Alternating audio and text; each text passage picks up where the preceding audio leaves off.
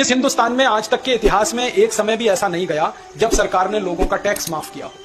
कोई एक साल ऐसा नहीं गया। बड़ी बड़ी विपत्तियां आई हैं इस देश पर, सरकार ने टैक्स कभी माफ नहीं किया। माने हम बराबर ईमानदारी से टैक्स दे रहे हैं। पहले अंग्रेजों को देते थे, अब काले अंग्रेजों को दे रहे हैं बराबर, पूरी ईमानदारी से। इनकम टैक्स दे रहे हैं, सेंट्रल एक्साइज दे रहे हैं, वैल्यू एडेड टैक्स दे रहे हैं, लोकल टैक्सेस दे रहे हैं, रोड टैक्स दे रहे हैं। 64 तरह के टैक्स के रूप में हर साल हम 20 लाख करोड़ दे देते हैं।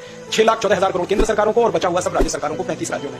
फिर हमारी गरीबी भूखमरी बेकारी क्यों होनी चाहिए? इतना टैक्स हम दे देते हैं। 20 लाख करोड़ पता है कितना धन होता है? 20 लिखना, उसके आगे 000 14 बार जीरो लगाना पड़ता है। इतनी बड़ी रकम है। अब इतनी रकम हमने दे दी केंद्र सरकार को, राज्य सरकार को, स्थानीय सरकारों को, फिर भी वो गरीबी भूखमरी बेकारी दूर नहीं कर पाते। तो कहां जा रही है ये रकम? हो क्या रहा है इसका?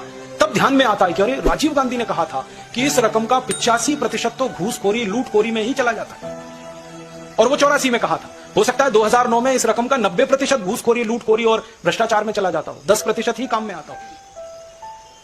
तो हमारे समझ में बात आ गई, वो ये आ गई कि इस पूरी की पूरी रकम का इस देश के नेता और अधिकारियों में बंदरबांट होता है घूसखोरी रिश्वतखोरी के नाम पर।